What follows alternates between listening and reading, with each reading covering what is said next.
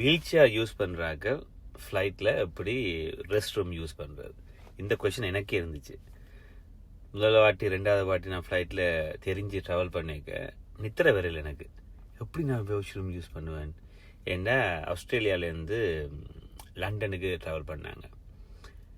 அப்போ போன அப்புறம் தான் எனக்கு தெரியும், அங்கே அந்த ஃப்ளைட்டுக்குள்ளே எங்களை கொண்டு போகிறதுக்கான சின்ன வீல் சேர் இருக்குது தானே, அந்த ஆயில் வீல் சேரில் கொண்டு போய் எங்களை பாத்ரூமில் யூஸ் பண்ண முடியும்.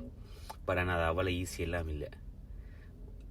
அந்த ஃப்ளைட் ஜேர்னிலேயே மிக கடினமான வெரி அன்கம்ஃபர்டபுள் சுச்சுவேஷன் என்ன நாங்கள் வாஷ்ரூம் போகிறது தான். ஃப்ளைட்டில் அவ்வளோ சாப்பாடு கொடுப்பாங்க, அவ்வளோ தண்ணி இருக்கும், அவ்வளோ ஜூஸ் இருக்கும், எல்லாத்தையும் குடிக்க ஆசையாக இருக்கும், குடித்தா வாஷ்ரூம் போகணுமென்ற கவலையும் இருக்கும். அந்த ஃப்ரஸ்ட்ரேஷன் உண்மையிலேயே அது வார்த்தையால் சொல்ல முடியாது. அப்படி இருந்தாலும் கூடுதலாக ஒரு 2 hours 3 hours ஃப்ளைட்டுன்னு சொன்னால் பிடிச்சிட்டு இருக்கலாம். மேக்ஸிமம் 7 மணித்தியாலம்ன்றா கூட இங்கேருந்து சிங்கப்பூர் போவைக்க பிடிச்சிட்டு இருந்துருவேன். ஆனால் அதுக்கு மேலே முடியாது. அப்போ என்ன செய்யணும்னா அவங்கள கூப்பிட்டா அந்த வீல் சேரை கொண்டு போய் ரொம்ப சின்ன ஃப்ளைட்டில் ஆக்சுவலி 2 வாஷ்ரூமாக உண்டாக்கணும். நடுவில் ஒரு போட் மாதிரி வச்சுருப்பாங்க, அந்த போட்டோ அடித்து உடைச்சி பிரித்து அப்படி போனால் கூட அதை திறந்தா கூட குட்டியாக தான் இருக்கும். அதுக்குள்ளே போனாலும் திரும்புறதெல்லாம் ஈஸியே இல்லை.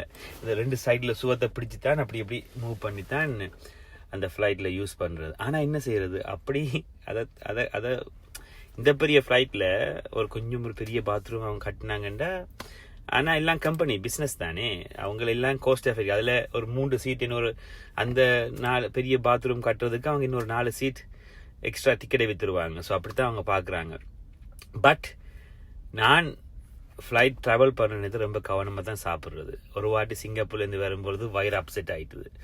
நான் அந்த ஃப்ளைட் பூரா எதுவுமே சாப்பிடலை. அதுக்கு பிறகு நான் எங்கே ஓவர்சீஸ் போனாலும் ஃப்ளைட் ட்ராவல் பண்ணுறதுக்கு ஒரு நாள் முன்னுக்கு வயிற்று ஃபுல்லாக காய போகிறேன். ஏனென்றா தெரியும், ஃப்ளைட்டுக்கு ஏறி ஏதாவது அசம்பாவிதம் நடந்துட்டுதோ ஃப்ளைட் நாறிடும்.